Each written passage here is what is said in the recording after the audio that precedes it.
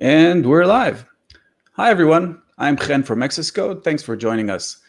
Access Code is a platform for connecting with open source developers, and I really appreciate you guys taking the time to join this webinar. Hacktoberfest is a month-long celebration of open source software, and it's a great way to start contributing to open source, or contribute more if you're already doing so. At Access Code, we're passionate about open source, and our small contribution to this global event is this series of webinars, where we host selected open source developers and learn about their projects. And today I am very pleased to host Graham Campbell, a prolific open source maintainer, a member of the Laravel core team, founder of Stylus AI, and current maintainer of GitLabPHP API client. And to our viewers, you can send us questions or as comments on YouTube or Facebook, and I'll be sure to ask Graham at the end of this webinar. Graham, thank you so much for joining me today. Thank you for having me. Awesome. So Graham, you've been an open source maintainer for a long time. So can you tell us a bit about yourself and how you got involved with open source for the first place? Yeah, so I first got involved with open source back in 2012, I think, around about then. And that was just because I was interested in learning a programming language that I could use on the web.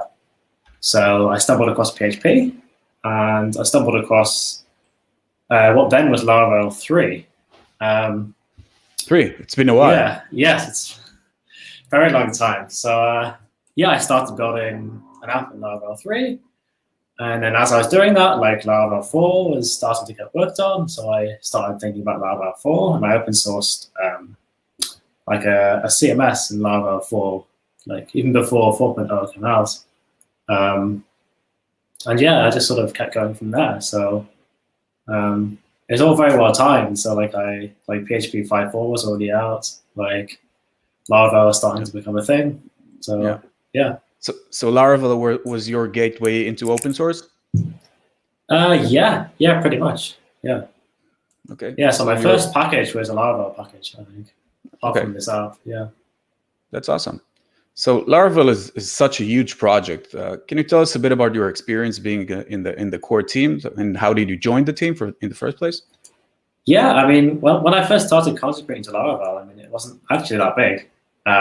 So this was like 4.0 sort of time. So Laravel has like this 6 months release cycle. So it's like 4.1, 4.2, 5.0, we went all the way up to 5.8, and then we have 6, 7, 8, soon to be 9.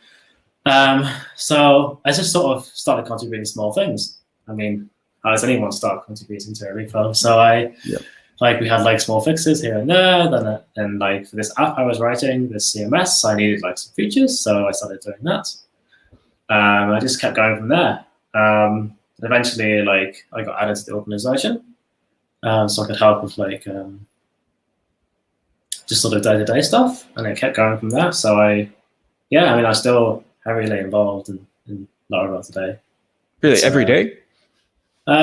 Most days, yeah. Certainly every week. Like there's always something, whether there's like PRs to be reviewed is quite a common one these days, actually, more than actually code changes. Another thing that I do quite a lot is merging up things. So Taylor does like the PR merges, but then like often it's useful for someone else to then just merge upwards. So like if a PR hits like Laravel 6, like you've got to like merge the branches upwards. So 6 merges into 7, merges into 8. So are you still maintaining all versions backwards? So Laravel's support system is that Laravel 6 is an LTS version, so you'll get bug fixes for 2 years and security for 3. So usually you only get bug fixes for, well, we actually changed it recently, now it's 7 months. So Laravel 7 is actually out of support now, officially. So you're getting security fixes, but not bug fixes. Got it. So how much time do you think it takes off your time to be a part of the core team? Is it like a big commitment? Can be. I mean, it doesn't have to be. So like sometimes like people don't do stuff for weeks and then come back to it. I mean, it's as much as you want to be. Like it's like if you want to spend a lot of time doing it, you can. But equally, like there's no like obligation, you know. Yeah. Like that's the beauty of open source. Yeah. That's amazing. And it's really such a cool project that brings so much value to many people. So yeah, so I mean, really, I actually use Laravel, of course, in like Star CI too. So it gets in my interest for the framework to work, right? yeah, that's always a good incentive. Yeah. So let's talk a bit about the GitLab PHP API client. How did you get started with it? Yeah, so I mean, so Star CI was actually how I found it. So like back in like the 2014, 15 days, like I was developing these Laravel packages, and I had like, I don't know, like 30 or so, and it becomes like a real pain to like manage like code style across all these different repos. Yeah. So I like there's this ways of doing it in like Traverse, which is a pain in the ass when you have like, I want to like tweak something. So now I've got to like go through like 30 different repos and change something. So I thought maybe surely there's like a nice like CI that will just do this. And there sort of isn't. Or at least anything that I found was just like, doesn't really solve the problem of like the maintenance across the repos. So I started writing my own app, which was Style CI. So that there on the screen is the old logo from 2014, actually. Yeah, so I started looking for packages because like, so one thing Style CI has to do is it has to like pull your code from GitHub or GitLab or whatever it is. Mm-hmm. So in the early days, we supported only GitHub. So there was this library called PHP GitHub API. So I tried to look on Wayback Machine and find like a screenshot of what it was in 2014, but I couldn't find. They didn't have it that far. So this is 2016. And interestingly, like I don't know if you can see like on the screenshot, but there's actually a little Star CI badge on the repo next to the Travis badge. So like we were already using each other at the time. So yeah, there was this great package, and from this, someone started developing like a version of this for GitLab, heavily inspired by this, which was this thing called GitLab API. So this is a screenshot, also from 2016 of that repo. So having like found this GitHub wrapper for Style CI to use, once I then started wanting to support GitLab and Style CI, I found this repo, started using it and contributing to it. But then the author I guess stopped using it and like has no like incentive to keep going, right? So I started trying to like expand. Well, I found that like PRs would sit there for quite a long time.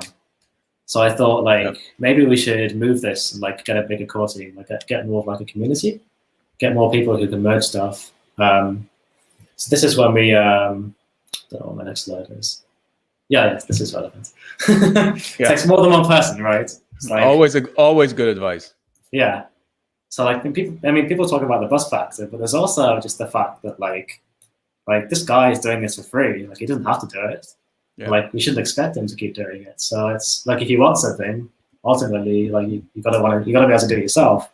Mm-hmm. So yeah, so expand the core teams. That's what we did. Like I reached out to the author, and then we made a new organization. We transferred the repo. I think I have a slide for this. I invited some more people. So I looked at like recent contributions, like who was like using it. And then we had to update all the repos and packages and stuff. And because we had like collaboration from the original author, like we could keep the packagist name the same, which is quite nice. So people would just like upgrade without even knowing. Yeah, that's important.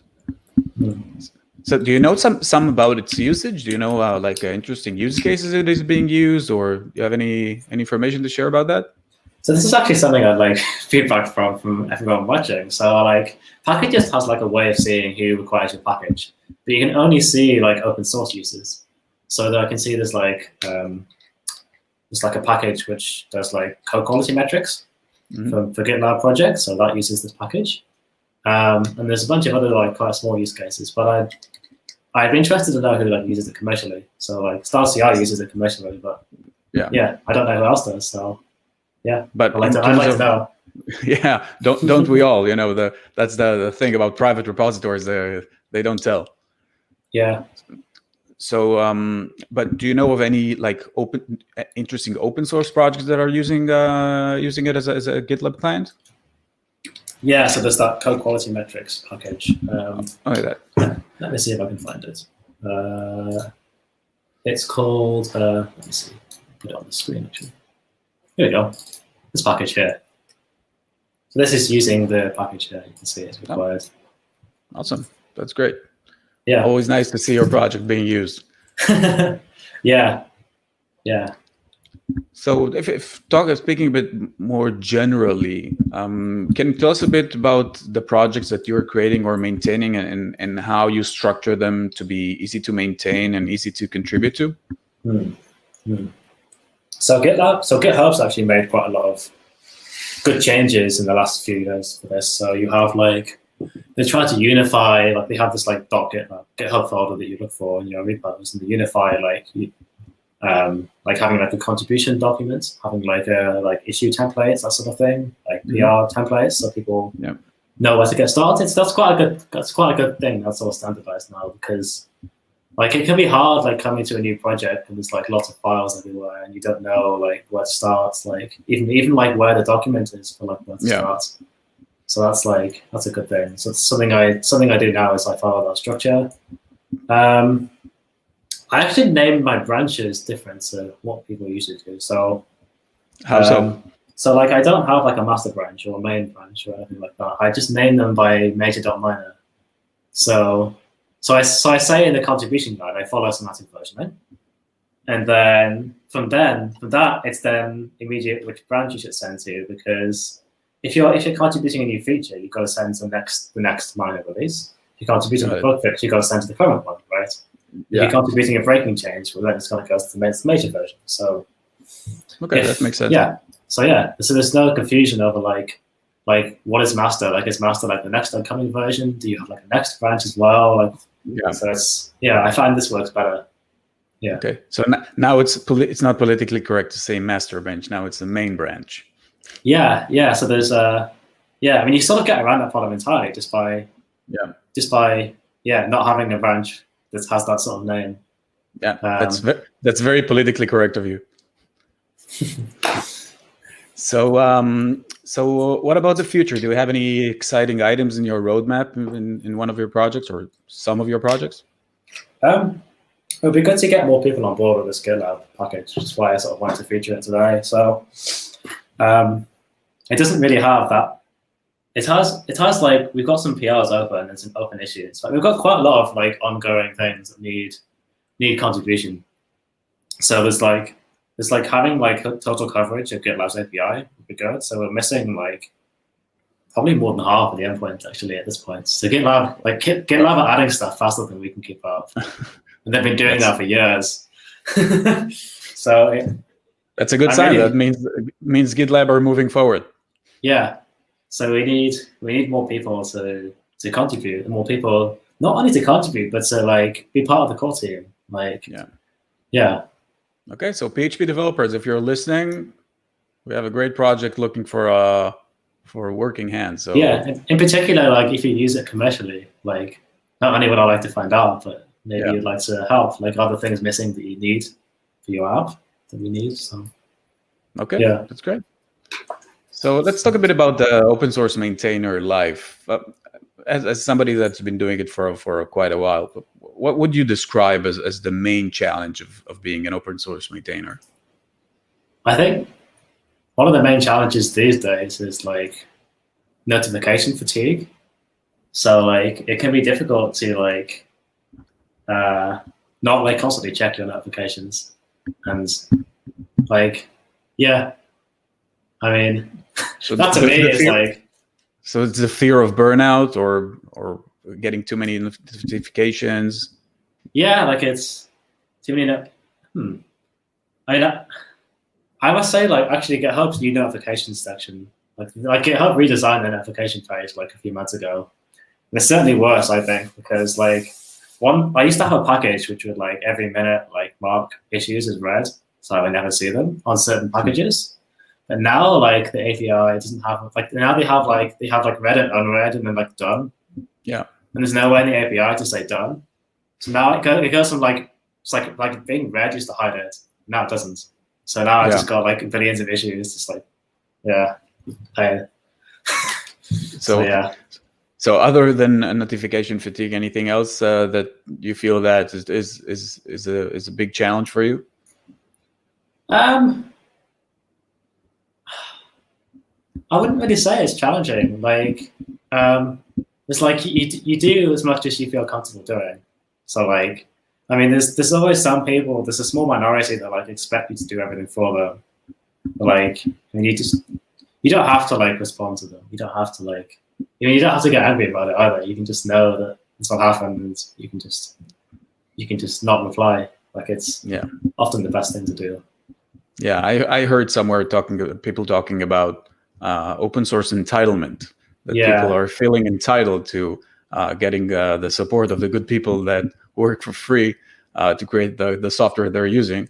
So some people feel entitled to demand, not ask, demand bug fixes or new features or whatnot. So perhaps people don't really realize that if they write like, how come this doesn't work? How come this isn't fixed yet? It's not really much of an incentive for an author to help them.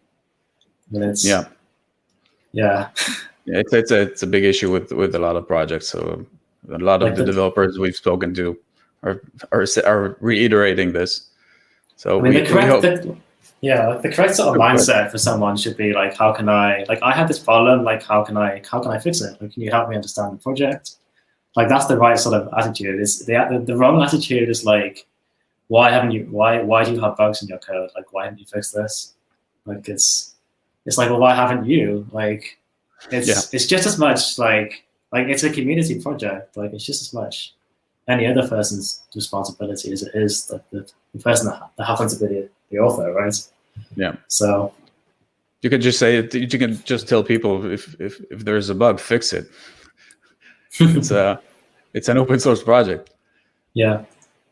So, by the way, I saw it was announced yesterday that the Faker PHP package has been abandoned by its author, but you are rehoming it. Can you tell us a bit about that as well? Yeah. So I think I've got a slide for this. So this is I think hopefully going better than the GitLab one. So I was lucky enough to like find like a really strong new core team. So I mean, Faker has like millions of downloads, like millions. Like, I mean, its total there's 121 million. It's probably 125 now. Like, I took this screenshot yesterday, and there have already been like tens of thousands of downloads in like overnight. So I couldn't just let it die. So we managed, like, we have like a really, really strong core team now, like really big names, and yeah, so I sort of coordinated like moving the package to this new organization, like getting the core team set up, and like, I mean, hopefully I'm quite hands off now. Like it is an amazing core team. They don't really need me now. Like they can have their own vision, and they can take the project forward, which is the whole point. Like, I wanted to keep the project alive, right? So I really hope like this is now like a new lease of life. Yeah. So is it just keeping it alive, or do you have plans of improving it or adding new features? Yeah, so the new team does, yes. So like there'll be the short term plan is there's Faker's currently in like the 1.x release series. So there'll be like a few more minor releases in 1.x, like focusing on like cleanup, like bug fixes, that sort of thing. And there'll be like maybe new APIs, like deprecations. And like, I mean, the sort of short-term goal is to get people to migrate to the new package. So, and like, unfortunately, the original Faker author was not willing to transfer the project. So what we had to do is we had to fork it. Like you can see, like in the slide, it's forked. So we have like a new package. So we don't want to like make like loads of breaking changes and then like no one upgrades. We want to get everyone to upgrade, everyone to benefit from the bug fixes. And then we can like get more feedback about what like the next versions look like what are people wanting, like what's hard to do, like that makes sense. And it's such a useful project. So kudos for picking it up. I think everybody's building PHP projects that need that fake data in them, and it's such a hassle doing it without an automation tool. So kudos for that. Yeah. That's great. So can you give some tips to new open source developers who want to start their own projects and communities? Any pointers on that? Yeah, so I think there's two sort of easy ways to get started. So one is to like build like almost like a product. So like a good way to get like traction is to build something which is more of a product than it is a package. So like a product can totally be open source. It could be an app, could be a tool. But I guess the best way to get like community around it is to build something which is like immediately like obvious how to use. Like it's a product, right? Yeah. And then like the other easy way is to find a popular ecosystem already, like Laravel, and build a package for it. So if you don't want to build a product, and you have like the other easy way to get your foot in the door is to enter like an existing flourishing community. Like it could be like WordPress or Symfony or whatever. Like just put that name in your package, right? Yeah. And that will immediately get you some traction. That's great. So build on top of big projects to enjoy their traction. That's good advice. And for our last question, do you have any tips for new contributors who want to get involved with open source projects, start contributing if they don't feel comfortable creating their own project, they want to to help others? Well, how would you suggest a newcomer to start? So it's like what's important to have the right mindset, I suppose. So like this thing we discussed before, which was like the open source entitlement, like that's not the right way to do open source. So like if you come to a project, like the first thing you can do is you can look for the contribution documents. Like usually they'll be quite short and they'll be quite readable. Like just read it, like, and then just like find something small. Maybe like why is it that you're contributing? Have you found like a bug? Do you want a new feature? Like open a PR, like start work on it. Like GitHub has a way of marking PRs as draft now as well, so you can even before you have like if there's like pieces you don't know how to do, you can still open your PR, say it's draft, like say like, hey, can someone help me with this part of it? Like there's like GitHub has made it easier to get started now, like with this like unified like contribution like style. So yeah. That's great. Okay, that's good advice, and these are some really interesting projects and insight we got from you, Graham, today. So thank you for joining me, and thank you for taking the time. I don't see any other questions from the viewers, so we'll wrap this up for today. So Graham, thank you, and thank you to our viewers for joining us. Hacktoberfest is almost over, and we are wrapping up this series of webinars, but stay tuned in our social channels for more cool content about open source from XS Code, and we will see you guys soon. So until then, thank you and goodbye.